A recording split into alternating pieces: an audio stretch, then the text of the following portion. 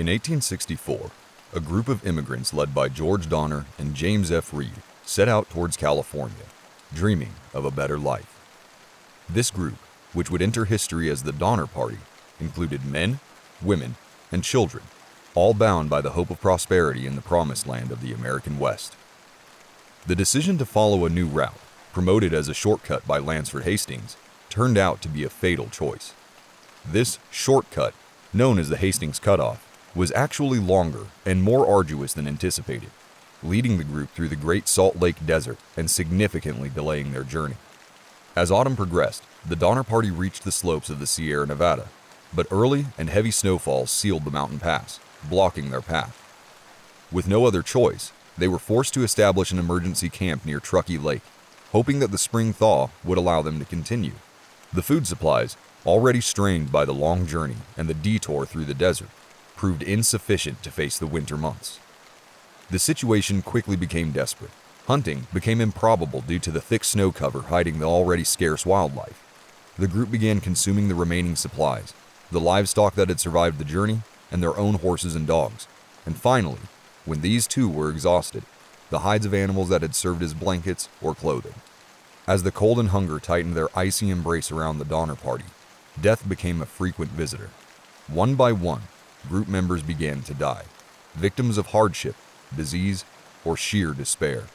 The terrible reality of cannibalism became a contemplated option with horror, but seen as the last resource for survival. The subsequent testimonies and diaries recounted heartbreaking decisions, where survivors were forced to feed on the bodies of fallen companions to not succumb to hunger.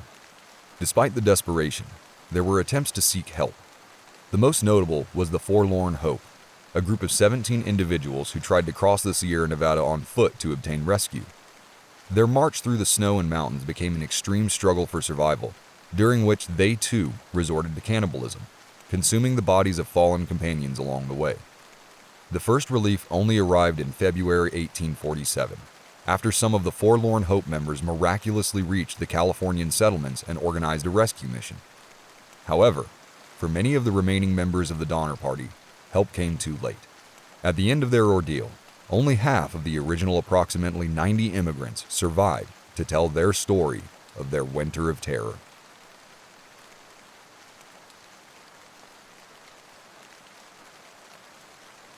In the heart of tranquil Finland, in the early hours of a cold June morning in 1960, the silence of the campsite on the shores of Lake Bodom was shattered by an event so terrible that it would forever imprint itself in the collective memory of the country.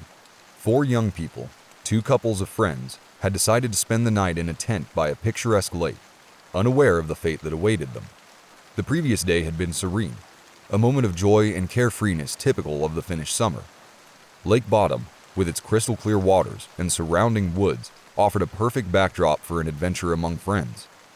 However, what began as an innocent excursion turned into one of the darkest tragedies of Finnish crime. When dawn lit up the sky, the idyllic landscape was stained by a scene of horror. 3 of the youths had been brutally murdered, their bodies left lying near the torn tent. The violence of the attack was such that the victims had suffered extreme injuries, inflicted with a force and cruelty that left little to the imagination about the nature of the aggression. The 4th member of the group, although severely injured, miraculously survived, though traumatized and with few clear memories of what had happened. The investigation into the Lake Bodom tragedy was immediate, but the inquiries proved complicated from the start. The crime scene, contaminated and with few concrete pieces of evidence, did not provide the investigators with the answers they desperately needed. The survivor, confused and suffering, was unable to provide a detailed description of the assailant, leaving the case shrouded in mystery. In the days and years that followed, the tragedy of Lake Bodom became the subject of speculation and theories. Some suspected that the motive could be found in interpersonal dynamics among the 4 friends, hypothesizing jealousy and internal conflicts.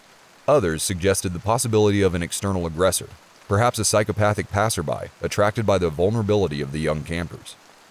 The wild and isolated nature of the crime scene offered fertile ground for all kinds of hypotheses, from the most rational to the most fanciful. Over time, the Lake Bodom case acquired an almost mythological aura, fueling urban legends and horror stories. The unsolved mystery, combined with the brutality of the crimes, captured the public's imagination, making the case a subject of morbid fascination and amateur investigations. The lack of a clear resolution opened the door to conspiracy theories and speculation about the involvement of satanic cults or unidentified serial killers.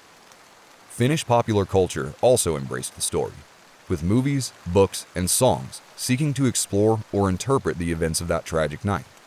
The tragedy of Lake Bodom became a symbol of the darkest fears lurking in the human soul, the vulnerability of individuals in the face of inexplicable evil, and the ability of evil to burst into everyday life with devastating consequences.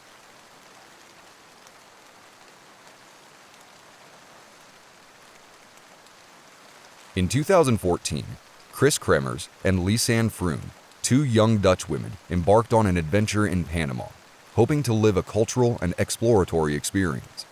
Their journey took a tragic turn when they decided to hike through the lush and rugged jungle around the small village of Boquete. That day, April 1st, they left their accommodation with just a few personal belongings, presumably for a short walk. They never returned. In the days following their disappearance, local authorities and volunteers launched a wide-scale search. However, the challenging terrain and dense vegetation of the Panamanian jungle made the rescue operations extremely complicated. The international community mobilized, with families and friends clinging to the hope that Kris and Lisanne could be found alive. A breakthrough came weeks later when some of their personal effects were discovered by chance near a river, several kilometers from the trail they intended to explore. Among these items were their backpacks, containing cell phones, a camera, sunglasses, and a few other objects.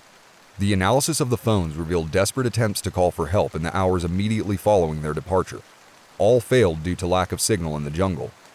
The photographs found in the camera offered a visual timeline of the early moments of the hike, showing the girls smiling and seemingly carefree. However, a series of nighttime images, some of which were dark or aimed at the ground, suggested a dramatic change in circumstances. These night photos, lacking a clear explanation, fueled further speculation and theories about what really happened. Months later, the mortal remains of Kris and Lisanne were found scattered along the river. The analysis of the remains led to disturbing conclusions.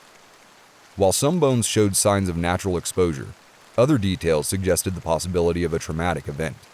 Despite investigative efforts, the exact circumstances of their death remained shrouded in mystery. The case sparked intense media attention and public debate. Various theories were proposed, from the possibility that they had gotten lost and succumbed to natural elements, to more sinister theories of foul play or animal attack. However, no theory was ever able to provide a complete and satisfactory explanation of the events.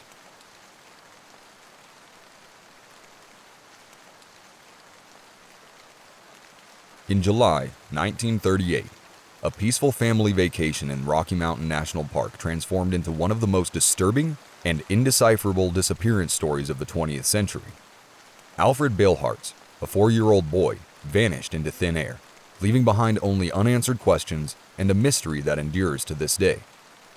The Beilharz family had chosen the national park, a place of unparalleled natural beauty, intending to spend time together away from the daily routine. The campsite chosen for their stay was near Big Thompson River, an area popular with visitors for its picturesque views and crystal-clear waters. On the day of the disappearance, Alfred and the rest of the family had joined a camp-organized excursion. During a break, while the adults relaxed and the children played, Alfred wandered off for a brief moment. Initially, no one was alarmed. It was common for children to explore their surroundings. However, when the group prepared to leave, Alfred was nowhere to be found. Panic quickly spread amongst the family and other campers. Immediate searches in the vicinity yielded no trace of little Alfred. News of his disappearance spread fast, and soon one of the largest search operations ever seen in the national park was launched.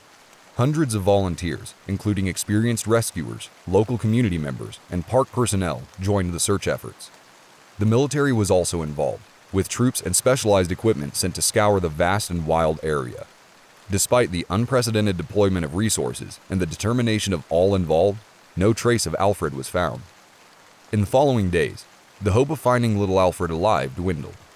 The rugged nature of the park, with its dense forests, steep slopes, and fast, cold watercourses, presented enormous challenges. Various theories were proposed to explain the disappearance. Some suggested Alfred might have fallen into the river and been swept away by the current. Others speculated he could have gotten lost in the forest or even been abducted. One of the most mysterious aspects of Alfred's disappearance was a report from a fisherman, days later, claiming to have seen a child matching Alfred's description several kilometers away from the place of his disappearance. The testimony raised the possibility that Alfred had managed to cover a considerable distance across the rough terrain, but searches in that area led to nothing. Over time, the search operations were scaled down and eventually suspended. The Beilharz family was forced to accept the painful reality that little Alfred might never be found. His disappearance remained the subject of speculation, theories, and narratives, becoming one of the most discussed unsolved mysteries related to American national parks. The story of Alfred Beilharz has become a cautionary tale for families and visitors to national parks, reminding everyone of the importance of vigilance and caution when exploring wild and unpredictable natural environments. Even decades later, Alfred's fate continues to be the subject of investigation by mystery enthusiasts and investigators, all hoping to find some clue that could finally provide answers to this enigma.